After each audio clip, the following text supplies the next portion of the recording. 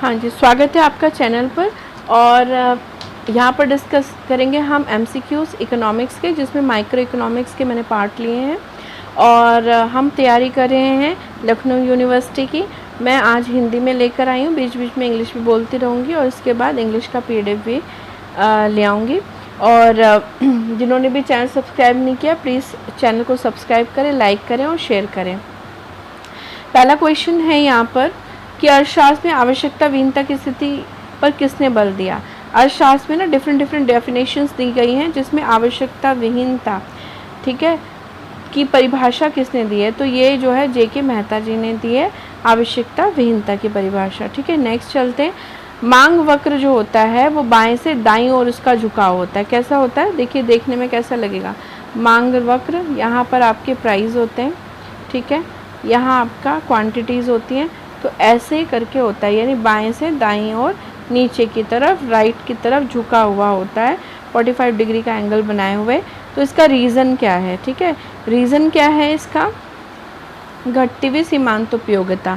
ठीक है, अगर किसी चीज़ की वैल्यू मतलब प्राइस बढ़ने लगेगा और आपको लग रहा है कि उतना उपयोगी वो मेरे लिए नहीं कि मैं ये प्राइस दूँ, तो आप उसकी डिमांड कम करने लग जाओगे या फिर बिल्कुल छोड़ भी सकते हो। तो इसीलिए ये घटती हुई सीमांत उपयोगिता की वजह से बाएं से दाएं की ओर झुकता है। ठीक है, चलिए फिर आगे लगते हैं और क्वेश्चन।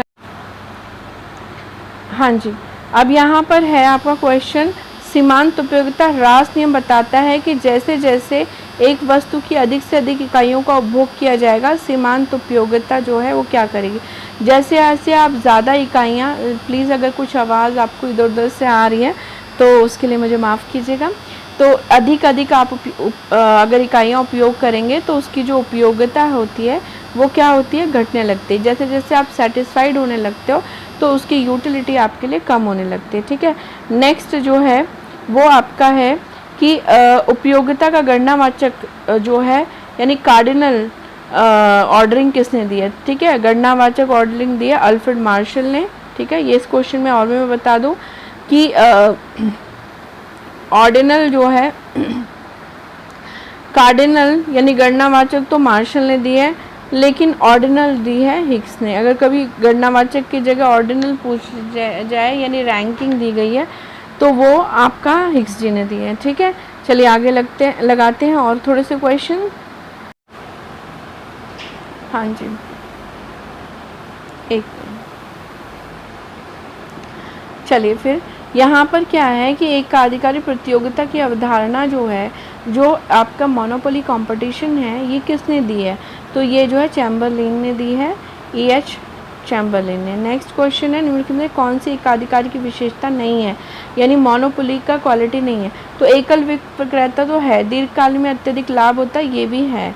कौन सी क्वालिटी नहीं है, फर्मों का स्वतंत्र प्रवेश और बहिर्गमन नहीं है। मोनोपोली है तो एक आदमी का एकाधिकार है, कैसे स्वतंत्र रूप से कोई भी प्रवेश कर सकता है और बाहर जा सकता है, क्योंकि एक ही इंसान का अधिकार है। नाउ नेक्स्ट क्वेश्चन है, सॉरी, कि ओ भगवान, हाँ जी, यहाँ पर है क्या हो जाता है, दीर्घकाल में, हाँ जी, दीर्घकाल में पूर्ण प्रतियोगिता फर्म जो है वो क्या अर्जित करती है। ठीक है, तो पूर्ण प्रतियोगिता दीर्घकाल में शून्य लाभ और लाभ अर्जित करती है। शून्य लाभ किसे कहते हैं कि जब बिल्कुल सामान्य लाभ हो रहा होता है, यानी कि आप मार्जिन मतलब कि एंटरप्रेन्योर अपना थोड़ा बहुत जो भी कंट्रीब्यूशन है उसका निकाल पा रहा है, अदरवाइज उससे ज़्यादा नहीं निकाल पा रहा, तो दीर्घकाल में अत्यधिक लाभ तो अर्जित नहीं कर पाती और हानि उठानी पड़ सकती है, लेकिन इसे हम शून्य सामान्य लाभ ही कहेंगे। ठीक है, ये ऑप्शन करेक्ट है। चलिए फिर लगा लेते हैं और थोड़े से क्वेश्चन। हाँ जी, अब आपका क्वेश्चन ये है, हाँ जी, क्वेश्चन है कि मिश्रित अर्थव्यवस्था शब्द निर्दिष्ट करता है किस चीज़ को वो ध्यान दिलाता है। तो वही दिखाता है कि निजी एवं सार्वजनिक दोनों क्षेत्र सह अस्तित्व में हैं। अगर किसी अर्थव्यवस्था में निजी प्राइवेट सेक्टर भी है और गवर्नमेंट सेक्टर भी है तो हम इसे मिक्स इकोनॉमी कहते हैं। फिर निम्नलिखित में से कौन सा सेवा क्षेत्र का अंग कहा जा सकता है। सेवा क्षेत्र कौन सा होता है? देखिए, अर्थव्यवस्था में वस्तुएं होती हैं, सेवाएं होती हैं, दोनों तरह की चीज़ों का उत्पादन होता है। तो सेवा क्षेत्र कौन सा है? बैंकिंग बिल्कुल सही है। कृषि तो वस्तु से रिलेटेड है, और कोयले की खदानें भी। ठीक है, नेक्स्ट क्वेश्चन है कि एक व्यापार नीति से अभिप्राय क्या है? निर्यात आयात नीति जो होती है वही आपकी व्यापार नीति है। ठीक है, ये है व्यापार नीति आपकी। ठीक है, और उसके बाद नेक्स्ट क्वेश्चन आपका है, अभी मैं आगे कराती हूँ। ठीक है, हाँ जी, राजकोषीय घाटा। देखिए, राजकोषीय घाटा किसे कहते हैं? राजकोषीय घाटा जो होता है वो आपका बजटीय घाटे में, अगर सरकार द्वारा लिए गए ऋण को जोड़ देंगे तो आपका राजकोषीय घाटा आता है। और इसके बाद है कि नीति आयोग के अध्यक्ष कौन है? बहुत ही इंपॉर्टेंट क्वेश्चन है। वैसे अब तो काफ़ी साल हो गए इसके लिए, पहले बहुत ज़्यादा इंपॉर्टेंस रखता था क्वेश्चन। देखिए, पहली बात तो आप ये जान लीजिए नीति आयोग क्या है, अगर किसी बच्चे को पता नहीं है तो मैं बता दूं। जो अपना प्लानिंग कमीशन था पुराना, वो ही 2014 से 2015 में चेंज होकर अब नीति आयोग में बदल गया। और ये जो नीति आयोग है, इनका नाम जो है, इनका जो अध्यक्ष है वो प्रधानमंत्री हैं। ठीक है, हमारे प्रधानमंत्री इसके अध्यक्ष हैं। प्लानिंग कमीशन के पहले प्रधानमंत्री थे, नीति आयोग के प्रधानमंत्री हैं।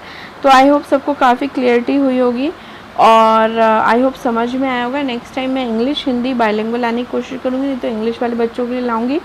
जो हिंदी वाले बच्चे हैं, मैं बीच बीच में इंग्लिश बोलती रहती हूँ, मतलब उनको तो क्लियरिटी है, इंग्लिश वाले बच्चों को भी जाती है, और इंग्लिश में हिंदी बोलने की कोशिश करेंगे। फिर भी मैं ज़रूर लाऊंगी, आप परेशान नहीं हो। ठीक है, और आई होप सबकी तैयारी बहुत अच्छी चल रही होगी, और ऐसे ही मेहनत करिए और सफल होइए।